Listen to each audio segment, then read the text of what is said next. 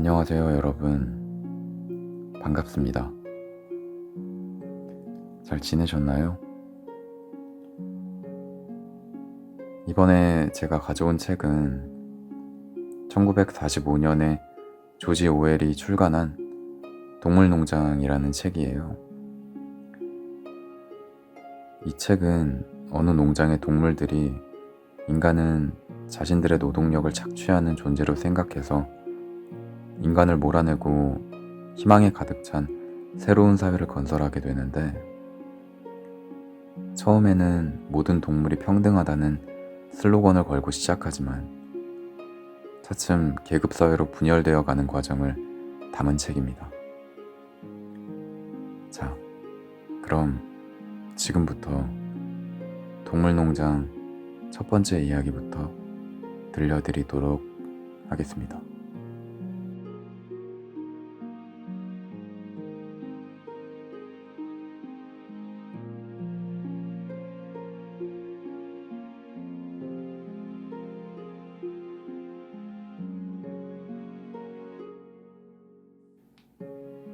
조지 오웰의 명언. 모든 동물은 평등하다. 그러나 어떤 동물은 다른 동물보다 더 평등하다. 모든 세대는 자신의 세대가 이미 지나간 세대보다 더 총명하고 이후에 올 세대보다 더 현명할 것이라고 생각한다. 산다는 것은 세상에서 가장 드문 일이다. 대부분의 사람들은 그저 존재할 뿐이다. 보편적인 기만의 시대에서 진실을 말하는 것은 혁명적인 행동이다. 전쟁을 끝내는 가장 빠른 방법은 패배하는 것이다. 만약 사람들이 글을 잘 쓰지 못한다면 그들은 잘 생각할 수 없게 된다. 그리고 만약 그들이 잘 생각할 수 없다면 다른 사람들이 그들을 위해 대신 생각하게 된다. 명확한 언어의 가장 큰 적은 불성실한 언행이다. 메이너 농장의 존스 씨는 밤이 되어 닭장문을 닫기는 했지만 술이 너무 취해 닭들이 지나다니는 작은 구멍을 막는 일은 잊어버렸다. 그가 비틀거리며 마당을 건너가는 동안 그의 손에 들린 등불에 둥근 불빛이 좌우로 춤을 추었다. 그는 뒷문에 장화를 걷어차듯 벗어던지고 부엌에 있는 술통에 마지막 남은 맥주 한 잔을 따라 마시고는 부인이 벌써 코를 골며 자고 있는 침대로 기어 올라갔다. 침실 불빛이 꺼지자마자 농장 축사 여기저기에서 웅성거리며 퍼덕거리는 소리가 나기 시작했다. 미들 화이트상을 받은 수퇴지 메이저 영감이 전날 밤 꾸었던 이상한 꿈에 대해 농장의 다른 동물들에게 이야기해주고 싶어 한다는 말이 낮에 퍼졌던 것이다. 그들은 존스 씨가 완전히 잠이 들면 큰 헛간에 모이기로 되어 있었다. 메이저 영감은 농장에서 대단한 존경을 받고 있던 터라 모든 농장 동물들은 그의 얘기를 듣기 위해서라면 1시간 정도는 기꺼이 덜 잘 준비가 되어 있었다. 큰 헛간 한쪽 끝에 높직한 연단 같은 것 위에 메이저가 지프로 자리를 만들어 편안히 앉아 있었고 그의 머리 위로는 등불이 대들보에 매달려 있었다. 그는 12세로 최근 몸이 좀 불긴 했지만 여전히 위험 있게 보였고 송곳니를 한 번도 자르지 않았는데도 현명하고 인자한 용모를 지녔다. 이내 다른 동물들이 도착해 제각기 편한 대로 자리를 잡기 시작했다. 제일 먼저 블루벨, 제시, 핀처라는 이름의 개 3마리가 왔다. 그리고 돼지들이 들어와 연단 바로 앞 집더미에 자리를 잡았다. 암탉들은 창턱에 앉았고 비둘기들은 석가래 위로 푸드득거리며 날아 올라갔다. 양과 암소들은 돼지들 뒤에 엎드려 되새김질을 시작했다. 집마차를 끄는 말인 복서와 클로버는 천천히 함께 걸어 들어와서는 집더미 속에 혹시 숨어 있을지 모르는 작은 동물들을 매우 조심하며 그들의 털복숭이 발굽을 내려놓았다. 클로버는 중년에 가까운 통통한 어미말로 네 번째 새끼를 낳은 뒤로는 예전 모습을 되찾지 못하고 있었다. 복서는 키가 18뼘이나 되는 어마어마한 몸집으로 보통 말 2마리를 합쳐놓은 것만큼 힘이 셌다. 코를 따라 밑으로 난 하얀 줄무늬 때문에 그는 다소 어리숙한 인상이었고 사실 머리도 그다지 좋은 편은 아니었지만 착실한 성격과 엄청난 작업 능력으로 널리 존경받고 있었다. 그 뒤로는 흰 염소 뮤리엘과 당나귀 벤자민이 도착했다. 벤자민은 농장에서 나이가 가장 많고 성질도 제일 고약했다. 그는 좀처럼 말을 하지 않았고 어쩌다 말을 해도 을에 비꼬는 내용이었다. 예를 들면 하느님이 파리를 쫓으라고 그에게 꼬리를 달아주었지만 자기는 파리도 없고 꼬리도 없었으면 좋겠다는 식이었다. 농장의 동물들 가운데 유일하게 벤자민만이 절대로 웃지 않았다. 그 이유를 물으면 그는 웃을 일이 없어서 라고 대답하곤 했다. 그러나 드러내놓고 인정한 적은 없지만 그는 복서를 아주 좋아했다. 일요일이면 그들 둘은 과수원 너머에 있는 작은 농장에서 말없이 나란히 풀을 뜯곤 했다.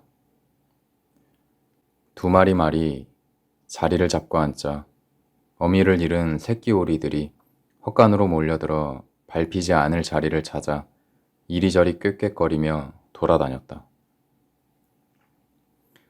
클로버가 커다란 앞발로 울타리를 만들어주자 새끼 오리들은 그 안에 들어가 금세 잠이 들었다.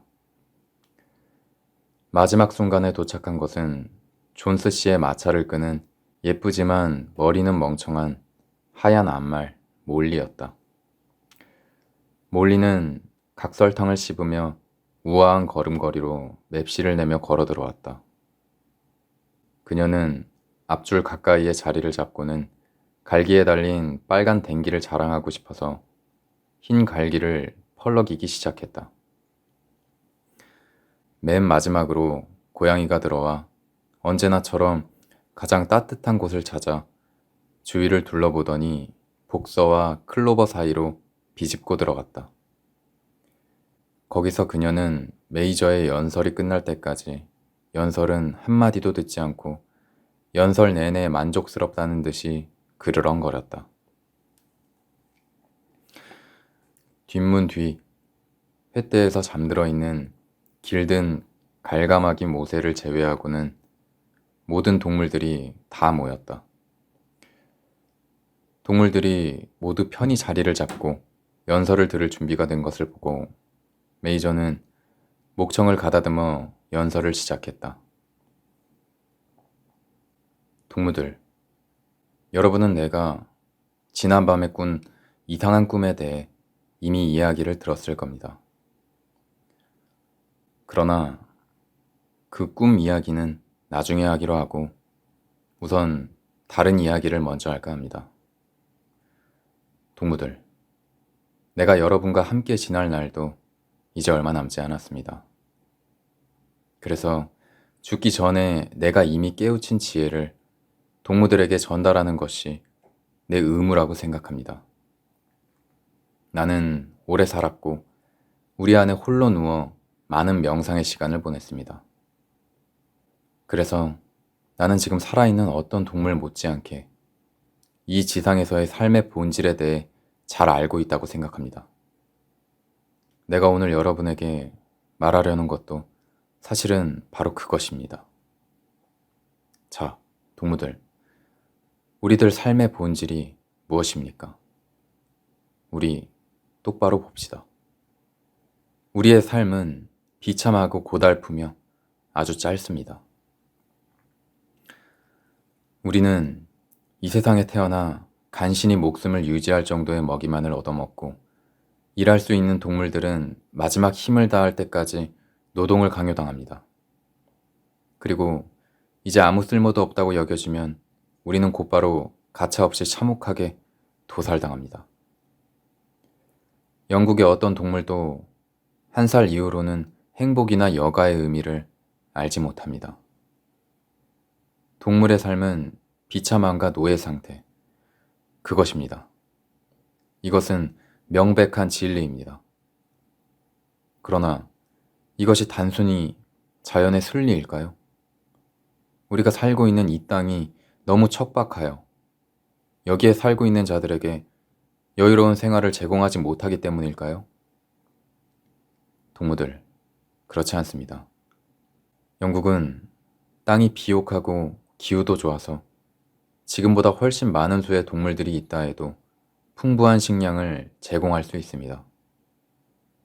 우리 농장 하나만으로도 말 12마리, 암소 20마리, 양 수백 마리를 먹여 살릴 수 있습니다.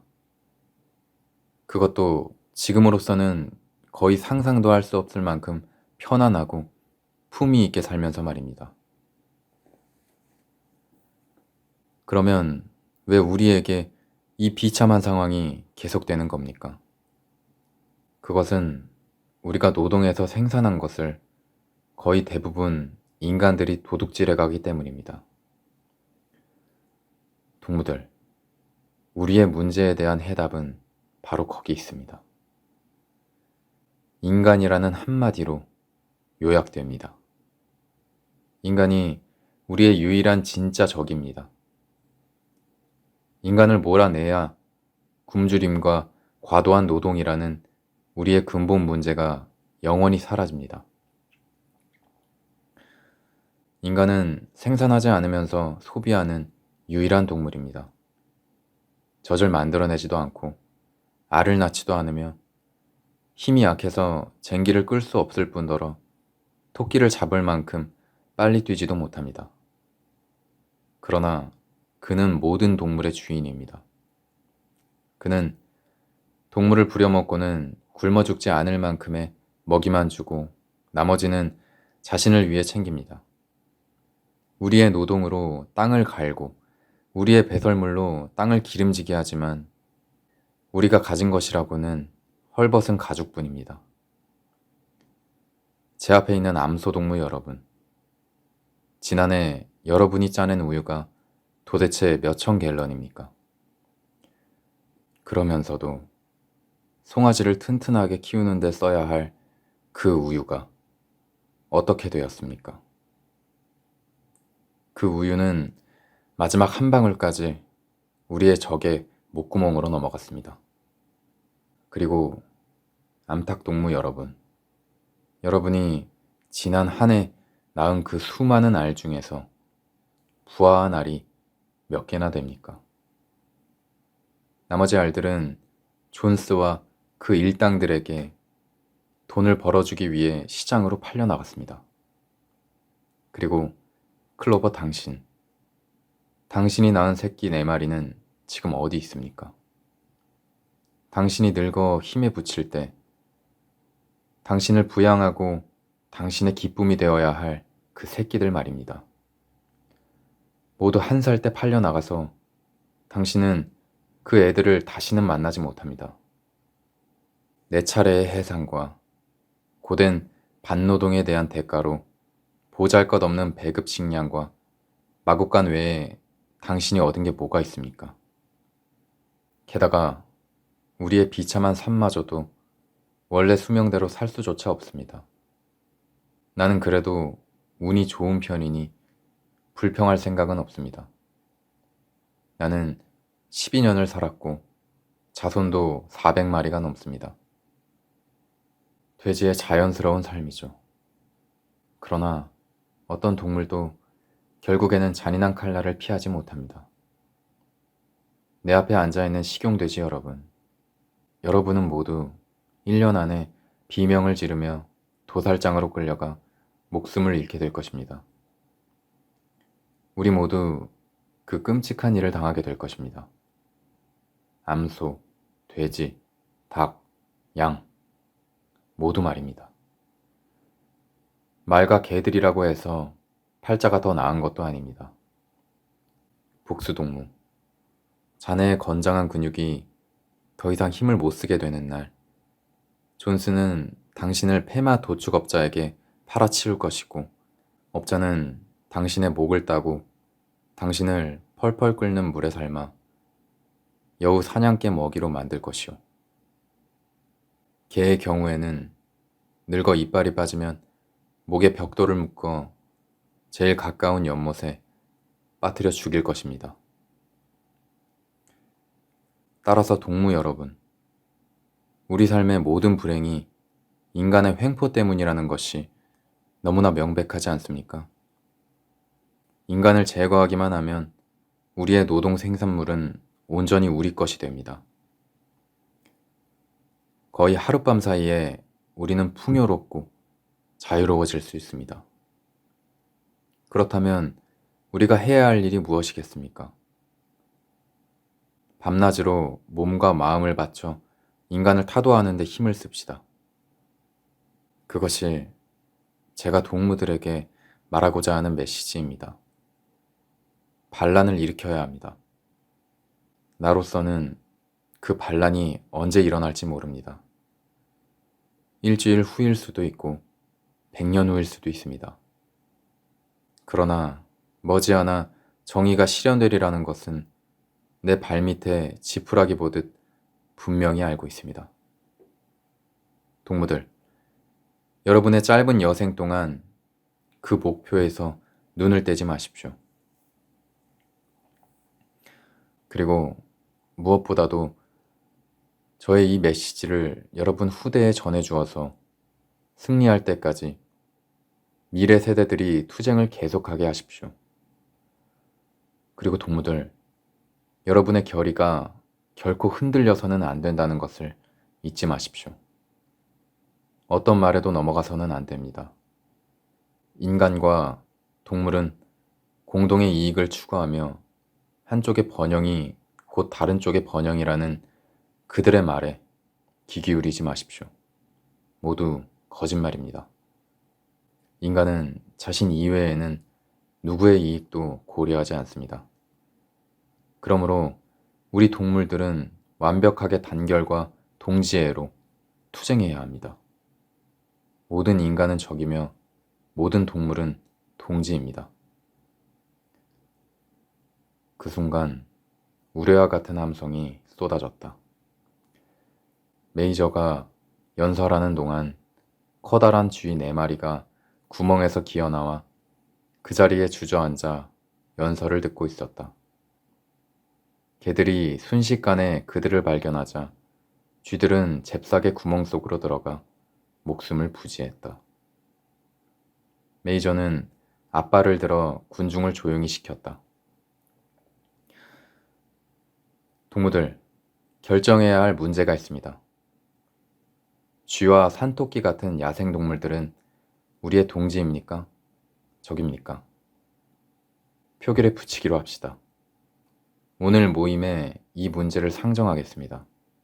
쥐는 우리의 동지입니까? 당장 투표가 실시되었고 압도적인 다수가 쥐도 동지라는 데에 동의했다. 반대표는 4뿐이었는데 개 3마리와 고양이로 고양이는 양쪽 모두에 투표했다는 것이 나중에 밝혀졌다. 메이저는 계속 말했다. 저는 더 이상 할 말이 별로 없습니다.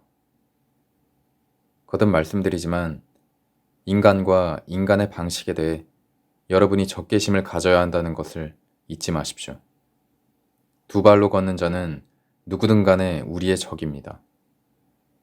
4발로 걷거나 날개가 있는 자는 누구든 우리의 동지입니다. 그리고 기억해야 할 것은 인간과 투쟁함에 있어 결코 그들을 닮아가서는 안 된다는 것입니다. 인간을 정복한 뒤에라도 그들의 못된 점을 답습해서는 안 됩니다.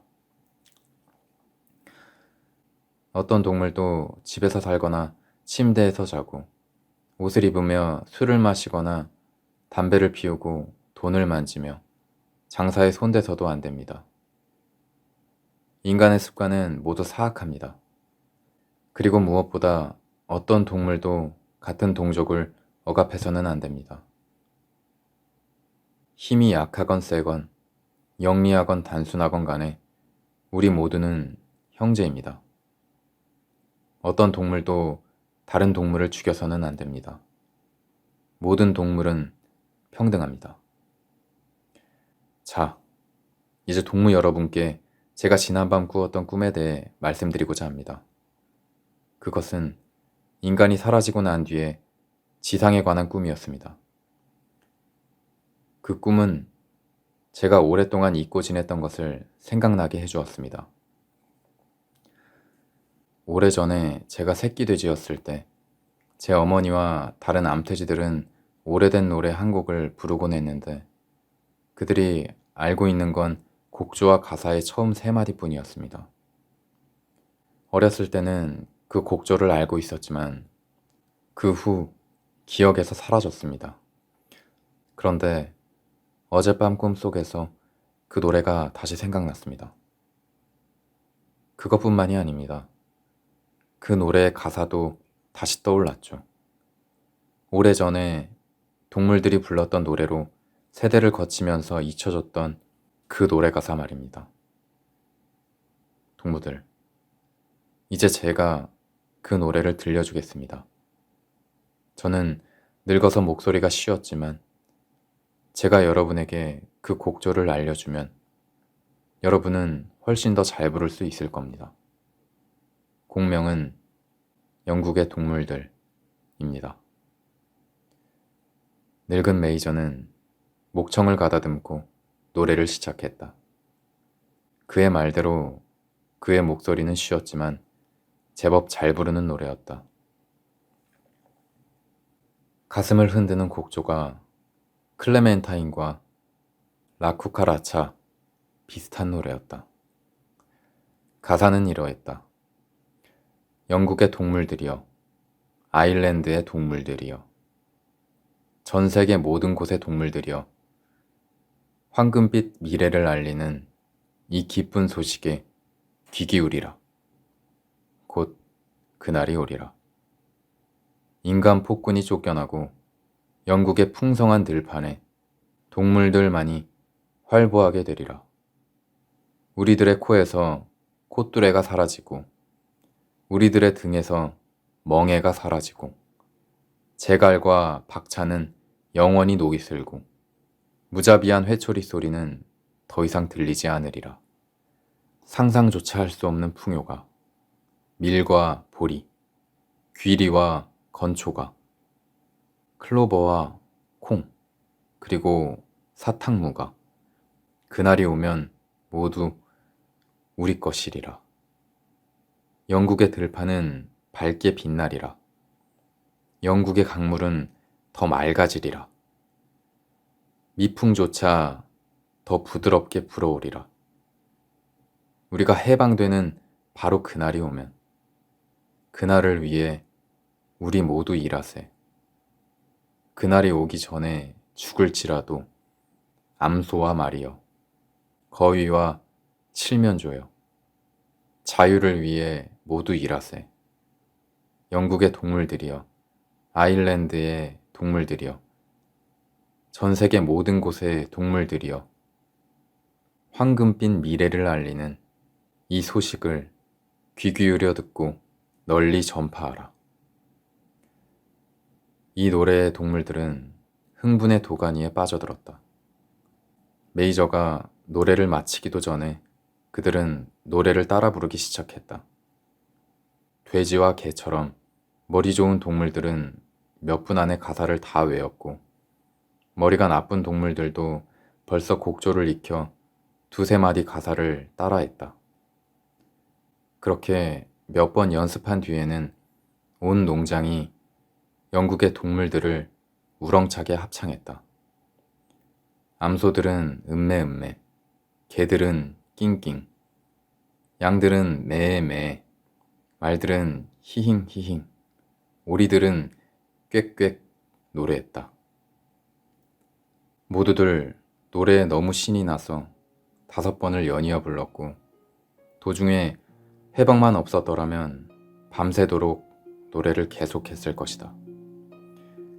불행히도 떠들썩한 함성 때문에 잠이 깬 존스 씨가 농장에 여우가 들어온 것으로 생각하고 침대에서 벌떡 일어났다. 침실 구석에 항상 세워두는 총을 집어들고 어둠 속으로 6발의 총알을 쏘았다. 총알은 헛간의 벽에 박혔고 지폐는 순식간에 해산되었다. 동물들은 모두 자신의 잠자리로 도망쳤다. 가금류들은 횃대로 껑충 올라앉고 동물들은 집더미 속으로 들어갔다. 온 농장은 순식간에 잠이 들었다.